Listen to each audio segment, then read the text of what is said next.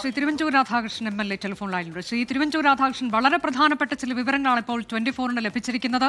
അതായത് ശബരിമലയിൽ നിന്ന് അഴിച്ചുകൊണ്ടുപോയ ദ്വാരപാലക ശില്പത്തിലെ പാളി അത് ചെമ്പുപാളിയായിരുന്നു എന്നുള്ളതിന്റെ കൂടുതൽ വിവരങ്ങൾ. എങ്ങനെ ചെമ്പുപാളിയായി എന്നത് മറിച്ച് വിറ്റ് തന്നെയാണ്. അത് ചെമ്പുപാളി തന്നെയാണ് പിന്നീട് സ്മാർട്ട് ക്രിയേഷൻസിൽ എത്തിയത്. അതിന് മുൻപ് സംഭവിച്ചത് എന്ത് എന്നതിന്റെ വിശദാംശങ്ങളാണ് ഇപ്പോൾ 24 പുറത്തുവിട്ടത്. മറിച്ച് വിറ്റിട്ടുണ്ട്. ഉണ്ണികൃഷ്ണൻ പോറ്റി ഇടനിലക്കാരനായി ബംഗളൂരുവിൽ അത് മറിച്ച് വിറ്റു എന്നുള്ളതാണ്. എത്രത്തോളം ഗുരുതരമായ കാര്യങ്ങളാണ് ശബരിമലയിൽ നടന്നിട്ടുള്ളത് എന്നത് വെളിവാക്കപ്പെടുകയല്ലേ കൂടുതൽ. ശബരിമലയിലെ ഇവിടെ സ്വർണ്ണപ്പാളി കൊള്ള നടത്തി കൊണ്ടുപോയി അത് മറിച്ച് വിറ്റ് ലാഭമുണ്ടാക്കാൻ ശ്രമിച്ചു എന്നുള്ളത് വളരെ എസ്റ്റാബ്ലിഷ്ഡ് ആയില്ലേ?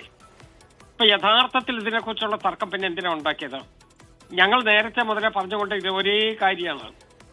ഇത് ഈ സ്വർണ്ണപ്പാളി ഹൈക്കോടതിയുടെ പോലും നിർദ്ദേശമില്ലാതെ അനുമതിയില്ലാതെ അവിടെ നിന്ന് കൊണ്ടുപോയി സ്റ്റേറ്റ് വിട്ടുകൊണ്ടുപോയി. സ്റ്റേറ്റ് വിട്ടു പോകണമെങ്കിൽ സ്വാഭാവികമായിട്ടും നല്ല സ്വാധീനമില്ലാതെ സാധ്യമല്ല. കാരണം ഇത് സ്റ്റേറ്റ് വിട്ടു പോകുമ്പോൾ ബോർഡർ പോലീസ് ഉണ്ട്.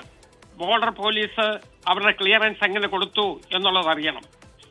ഒരു സ്റ്റേറ്റിൽ നിന്ന് മറ്റൊരു സ്റ്റേറ്റിലേക്ക് പോകുമ്പോൾ ചെക്ക് പോസ്റ്റ് വഴി ഇത് പോകാൻ കഴിയൂ. ആ ചെക്ക് പോസ്റ്റിൽ ഇത് രേഖപ്പെടുത്തിയിട്ടുണ്ടോ? ആ ചെക്ക് പോസ്റ്റിൽ നിന്ന് അത് കൊണ്ടുപോയില്ലേ? അങ്ങനെ ചെക്ക് പോസ്റ്റിൽ ചെന്നിട്ട് രേഖപ്പെടുത്താതെ വിടുന്നു വരികിൽ അതിശക്തമായ സമ്മർദ്ദം അതിന്റെ പിന്നിലുണ്ടാകണം. ആ സമ്മർദ്ദം ചെലുത്തിയ ആര് എന്നുള്ളതാണ് ഇപ്പൊ അറിയേണ്ടത്. യഥാർത്ഥത്തിൽ ഒരു 100% കള്ളത്തരമാണ് എന്നുള്ളത് ഇത് തെളിഞ്ഞുകൊണ്ടേയിരിക്കുകയാണ്. ഇതിലിപ്പോൾ ഏതാനും ഉദ്യോഗസ്ഥർ എന്നുള്ളതിനപ്പുറത്തേക്ക് കാര്യങ്ങൾ പോകുന്നു എന്നതിന്റെ സൂചന കൂടിയായി ഇതിനെ കാണണമോ ശ്രീ തിരുവഞ്ചൂർ രാധാകൃഷ്ണൻ? അല്ല, ഉദ്യോഗസ്ഥർ വിചാരിച്ചാൽ ചെക്ക് പോസ്റ്റ് കടത്തിവിടാൻ കഴിയില്ല. ഉദ്യോഗസ്ഥരെല്ലാം ആര് വിചാരിച്ചു പൊളിറ്റിക്കൽ ഇൻഫ്ലുവൻസ് ഇല്ലാതെ ഒരു ചെക്ക് പോസ്റ്റിൽ നിന്ന് അപ്പുറത്തേക്ക് മറ്റേ സ്റ്റേറ്റിലോട്ട് അത് പോകാൻ കഴിയില്ല.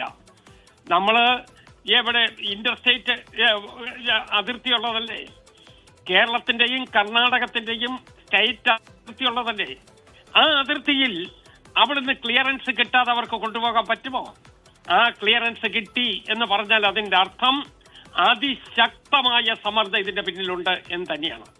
ഇതിലിപ്പോൾ ഇത് വിശ്വാസികളെ സംബന്ധിച്ച് ഇതിന്റെ മൂല്യം എന്നുള്ളതിനൊക്കെ അപ്പുറത്തേക്ക് എത്രയോ വിലപ്പെട്ടതായി അവർ കണക്കാക്കുന്ന സാധനങ്ങളാണ്. ഇത് സ്വർണത്തിന്റെ മൂല്യം എന്നൊക്കെയുള്ളത് മാറ്റിവെച്ചാൽ പോലും ആ വിശ്വാസികളെ സംബന്ധിച്ചിടത്തോളം ഇത് എത്രത്തോളം വേദനയുണ്ടാക്കുന്ന കാര്യമാണ് എന്നതും അവിടെ നിൽക്കുന്ന ഒരു വിഷയമാണ്. ശ്രീ തിരുവഞ്ചൂർ രാധാകൃഷ്ണൻ, ഇവിടെ മൂല്യം തീരുമാനിക്കുന്നത് ഒരു വാങ്ങുന്ന വ്യക്തിയുടെ ആഗ്രഹം അനുസരിച്ചാണ്.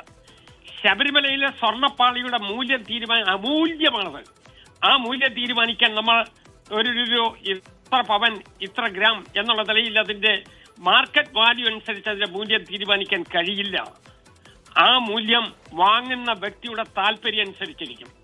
അപ്പൊ നമ്മൾ മാർക്കറ്റിൽ കിട്ടുന്ന വില മാത്രമായിരിക്കില്ല.